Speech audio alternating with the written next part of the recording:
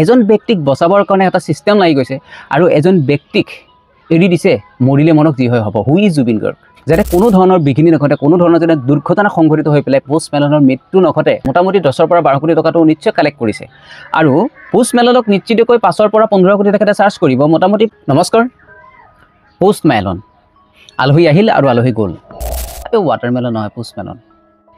এই বিষয়টো সামৰি কিনে আমি কেইটামান কথা আমি আলোচনা কৰিম এটা হৈছে আমাৰ পোষ্ট মেলনে কিমান টকা নিলে পোষ্ট মেলনৰ ফিজ কিমান আছিল কনচাৰ্টৰ পোষ্ট মেলন ভাৰ্চেছ জুবিন গাৰ্গ অসম চৰকাৰৰ ইয়াতে ভূমিকা পৰ্যটনত কেনেকৈ সহায় কৰিব এই তিনিটামান আমি এই তিনিটামান বিষয়ৰ ওপৰত আমি একদম থুলমূলকৈ অলপ আলোচনা কৰিম এটা কথা হ'ল পোষ্ট মেলন কোন আমি নিশ্চয় গম পাইছোঁ এজন আমেৰিকান পপ ৰক ষ্টাৰ কিমান ডাঙৰ সিংগাৰ কিমান সৰু সিংগাৰ তাৰ বিষয়ে আমি একো ক'ব নাযাওঁ এটা কথা হ'ল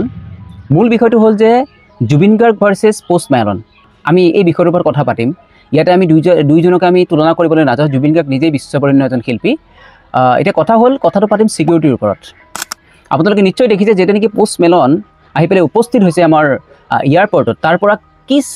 সিকিউৰিটি ব্যৱস্থা কৰিবলৈ তেখেতক অনা হৈছে তাৰ উপৰিও এই গোটেই অনুষ্ঠানটো গোটেই কনচাৰ্টখনৰ কাৰণে এটা সিস্টেম এটা স্তব্ধ হৈ গৈছে গোটেই চৰকাৰখন ব্যস্ত হৈ গৈছে গোটেই গুৱাহাটীখন যেন স্তব্ধ হৈ গৈছে এজন বাহিৰৰ এজন গায়ক নিশ্চিতভাৱে তেখেতক আমি সুৰক্ষা প্ৰদান কৰিব লাগিব সুৰক্ষা প্ৰদান কৰিছে খুব ভাল কথা কৰিছে কাৰণ তেখেতৰ জীৱনৰ কথা আছে মানে পোষ্ট মেলন বাচি থাকিব লাগিব আমেৰিকাৰ কাৰণে সমগ্ৰ বিশ্বৰ কাৰণে এটা কথা হ'ল এজন সিংগাৰক এজন গায়কক ইমান হাই লেভেলৰ সিকিউৰিটি প্ৰদান কৰিলে চৰকাৰে গোটেই সিকিউৰিটি প্ৰদান কৰিলে তেখেতৰ লগত ডক্টৰ আহিছে তেখেতৰ লগত দেহৰক্ষী বাহিনী আছে এটা ফ'ৰ্চ এটা আহিছে এটা গেং এটা আহিছে তেখেতৰ লগত তেখেতক বচাবৰ কাৰণে যাতে কোনো ধৰণৰ বিঘিনি নঘটে কোনো ধৰণৰ যেনে দুৰ্ঘটনা সংঘটিত হৈ পেলাই পোষ্ট মেলনৰ মৃত্যু নঘটে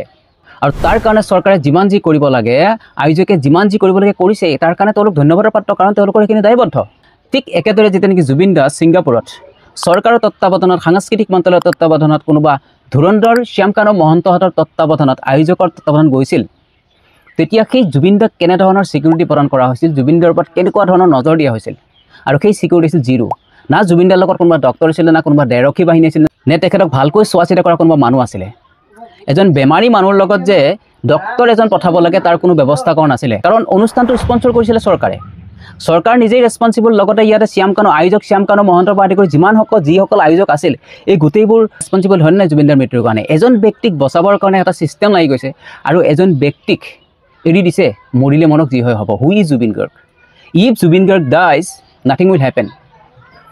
এই নাথিং উইল হেপেনটো এই গোটেই ভৰপাইবোৰ এতিয়া অসমৰ জনগণে কৰিব লগা হৈছে গোটেই অসমখনে কৰিব লগা হৈছে এজন ব্যক্তিক ইমান হাই লেভেলৰ সিকিউৰিটি প্ৰদান কৰিছে আৰু এজন ব্যক্তিক বিশ্ববৰেণ্য এজন শিল্পীক যাক আমি ভালকৈ চিনিয়ে নাপালোঁ আৰু সেই শিল্পীজনক কেনেকৈ মৃত্যুমুখলৈ আমি ঠেলি দিলোঁ আপোনালোকে নিজেই চিন্তা কৰক এতিয়া হ'ল আমি কনচাৰ্টখনৰ কথা লৈ যে পোষ্ট মেলনে কিমান টকা নিলে কিমান টকা অসম চৰকাৰে প্ৰদান কৰিলে অসম চৰকাৰে মোটামুটি 1 কোটি টকা প্ৰদান কৰিছে আৰু তেওঁলোকৰ ৰেভিনিউ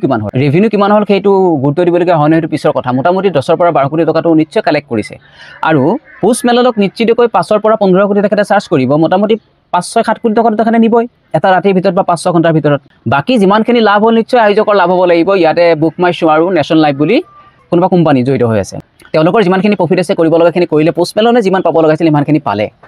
তো অসমবাসীৰ কি লাভ হ'ব বা অসমবাসীৰ কি লাভ হ'ল সকলোৱে দাবী কৰিছে টুৰিজমৰ ক্ষেত্ৰত বহুত বেছি লাভ হ'ব ইয়াতে কেব ড্ৰাইভাৰৰ লাভ হ'ব ইয়াতে হোটেল আৰু ৰেষ্টুৰেণ্টৰ লাভ হ'ব তাৰ উপৰি অসমৰ টুৰিজম সেক্টৰত যেতিয়া নেকি মানুহ আহিব ইকনমি বহুত বেছি বুষ্ট হ'ব ইকনমি বহুত বেছি বাঢ়িব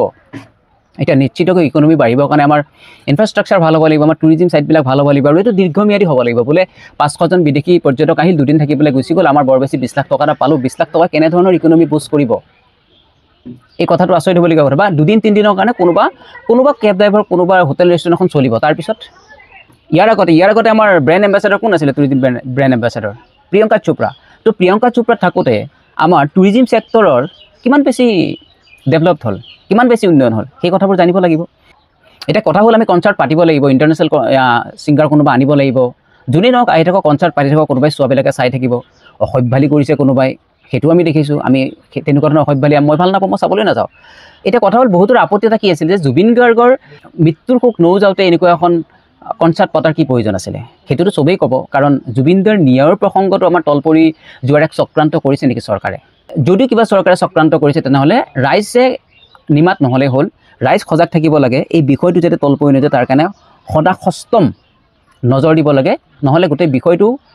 ইফাল সিফাল কৰাৰ সম্ভাৱনা আছে আৰু জুবিন দাই ন্যায় নোপোৱা পৰ্যন্ত এই যুদ্ধখন অৱশ্যে কণ্টিনিউ কৰিব লাগে, এই যুদ্ধখন চলাই থাকিব লাগে।